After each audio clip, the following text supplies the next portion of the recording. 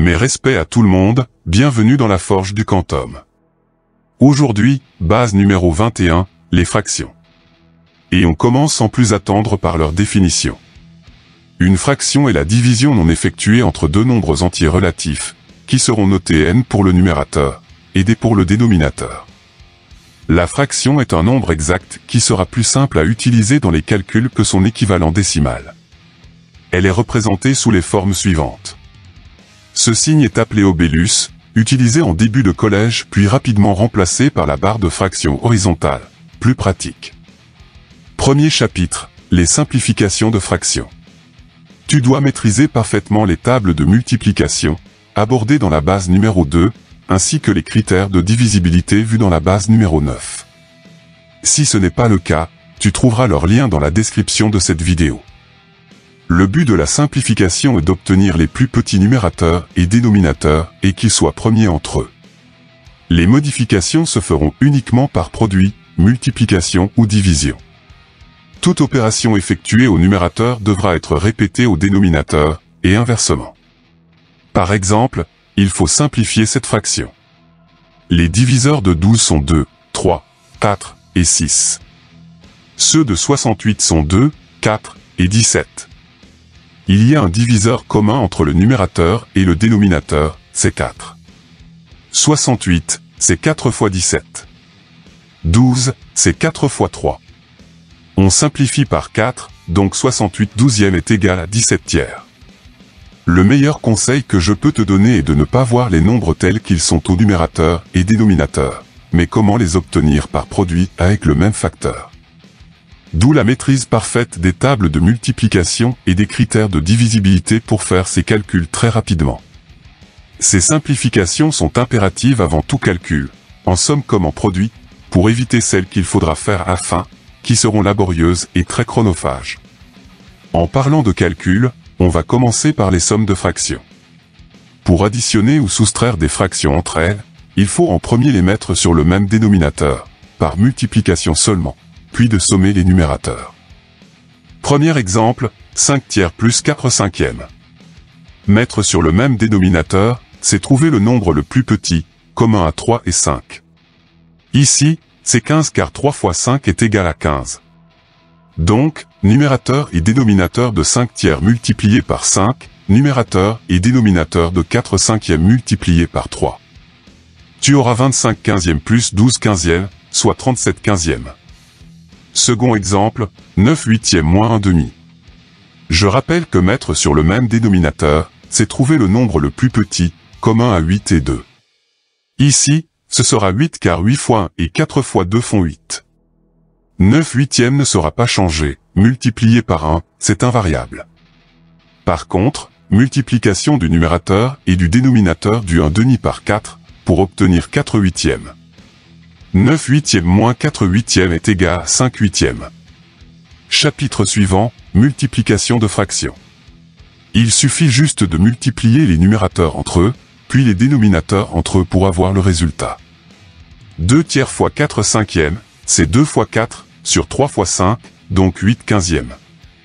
S'il y a multiplication par un entier, je te rappelle que son dénominateur est égal à 1. 5 fois 6 septièmes, c'est équivalent à 5 sur 1, fois 6 sur 7, donc 5 fois 6 sur 1 fois 7, donc 30 septièmes. Après les multiplications, on passe aux divisions de fractions. Diviser par une fraction, c'est équivalent à multiplier par son inverse. Je rappelle que l'inverse d'une fraction, c'est quand on retourne la fraction verticalement, ce qui veut dire que le numérateur devient le dénominateur, et vice-versa. Donc 2 divisé par 3 quarts, c'est calculer 2 fois 4 tiers, et en utilisant ce qu'on a vu précédemment dans la multiplication, on obtiendra 8 tiers. 4 cinquièmes sur 7 huitièmes, c'est équivalent à 4 cinquièmes fois 8 septièmes, donc 32 35e. Important aussi, diviser par un entier, c'est aussi multiplier par son inverse. Par exemple, diviser par 5, c'est aussi diviser par 5 unièmes, car, comme on l'a vu dans la multiplication, le dénominateur d'un entier est égal à 1.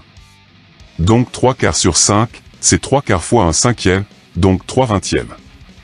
Chapitre un peu hors sujet pour les élèves français, mais qui serait susceptible d'intéresser tous les élèves qui partiraient faire leurs études à l'étranger.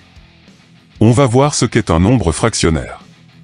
Appelé aussi nombre mixte ou fraction propre, c'est une écriture retrouvée en Angleterre ou au Canada. Pour information, le terme fraction impropre est un terme désuet qui indique une fraction dont le numérateur est supérieur à son dénominateur.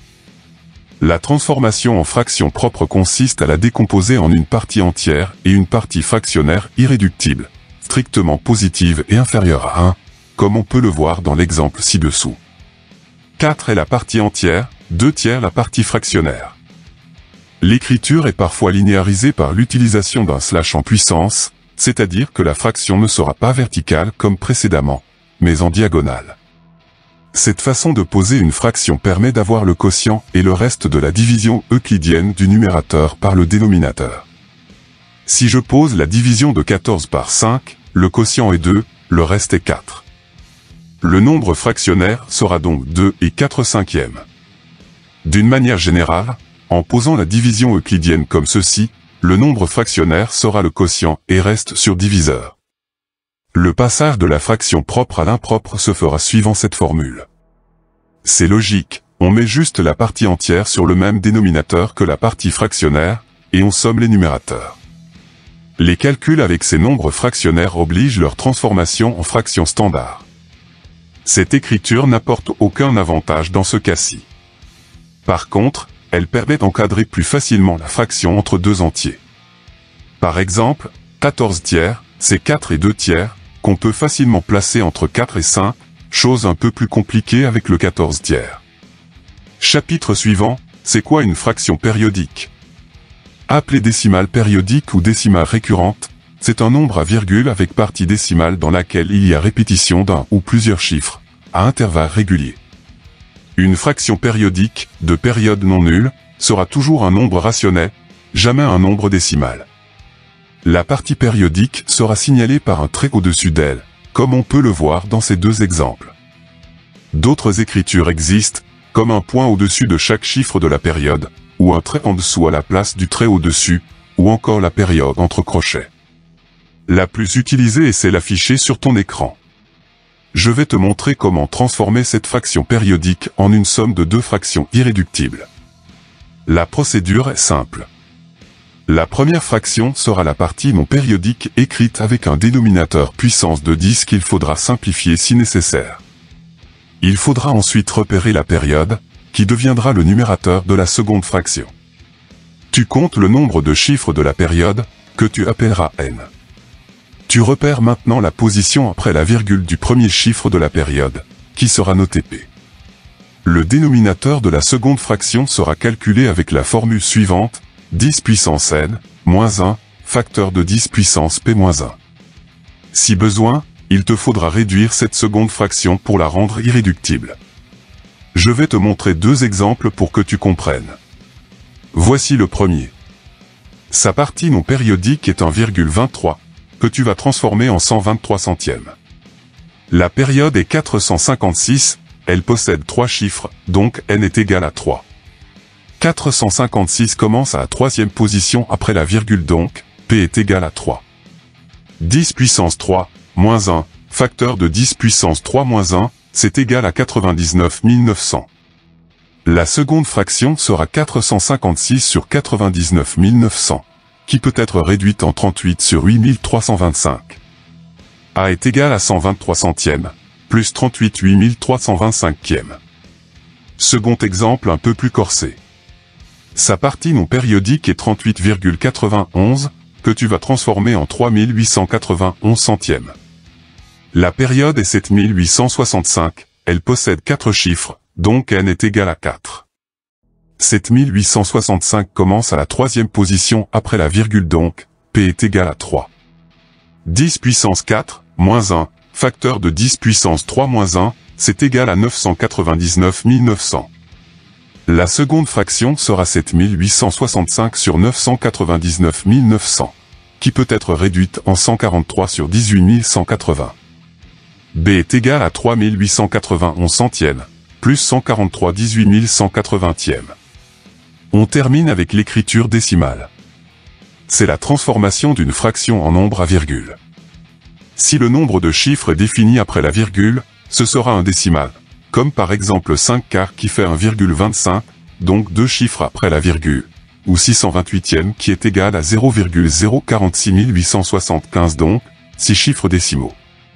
Si le nombre de chiffres est infini après la virgule, ce sera un rationnel, comme 2 tiers et sa flopée de 6 en randonnion, ou 22 septièmes avec une période, 142 857. Bref, l'écriture décimale est le résultat de la division euclidienne du numérateur par le dénominateur. Si tu ne te souviens plus de ce qu'est une division euclidienne, je t'encourage à consulter au plus vite la base numéro 6, dont le lien est dans la description de cette vidéo. La base est désormais terminée. Tu as des questions? Tu veux un complément d'information? Rejoins-moi dans l'espace commentaires. Des exercices en PDF librement téléchargeables, dont certains sont corrigés, sont disponibles. Les liens sont dans la description de cette vidéo. À toi de forger maintenant. Prochaine vidéo sur l'enclume. Stay tuned. Tchuss.